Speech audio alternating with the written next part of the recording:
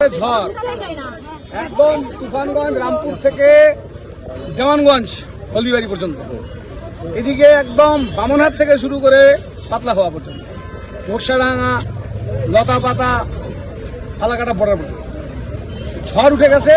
এই ঝড়ে বিজেপি সাফ হয়ে যাচ্ছে।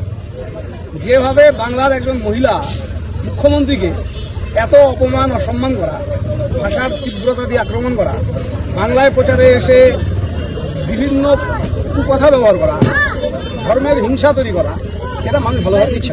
এক নাম্বার টু, নির্বাচন কমিশনকে যেভাবে একটা ইনস্ট্রুমেন্ট হিসেবে ব্যবহার করছে ভারতীয় জনতা পার্টি, মোদিরা, অমিত শাহেরা, তাতে শুভেন্দুর গাইডলাইনে মনে হয় গিয়ে এরা ভুলই করলো। এবং 4 তারিখে ফল ঘোষণা হবে। আমি আজকে বলে দিচ্ছি, আজকে 21 তারিখ, 4 তারিখে 9 তৃণমূল, 0 বিজেপি, কুচবিহার জেলা। এটা মিলিয়ে দক্ষিণের এই যে দক্ষিণের গ্রামীণ এলাকা আবার তার সঙ্গে তাল মিলিয়ে শহরাঞ্চল কিভাবে ব্যালেন্স করে প্রচারটা করছে?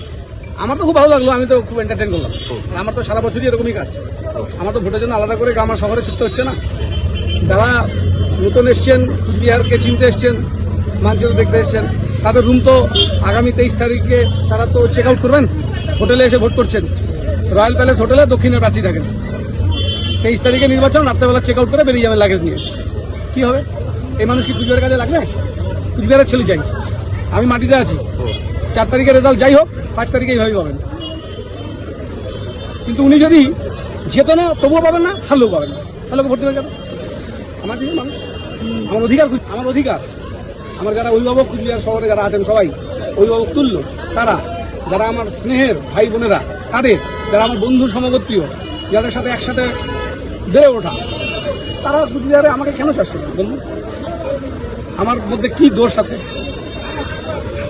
কোনো দোষ যদি থাকে, একটা ছেলের কাছ থেকে, একটা পুরুষ মানুষের কাছ থেকে যেটা মানুষ প্রত্যাশা করে না, লোভ, লালসা, ঘৃণা, হিংসা, নেশা, হ্যাঁ, কি কিছু পাবেন না। মাছ মাংসও খাই না, সাত্ত্বিক জীবনযাপন। মানুষ আমাকে ভোট দেবেই, আমি বিশ্বাস করি। শহরে 1 ভোট হলেও জিতবো। শহরের উপরে প্রত্যাশা করে আছেন তো, শহরের লোক জিতে দেবে বিজেপিকে। শহরে 1 ভোট হলেও তৃণমূল জিতবে, দেখে নেবেন।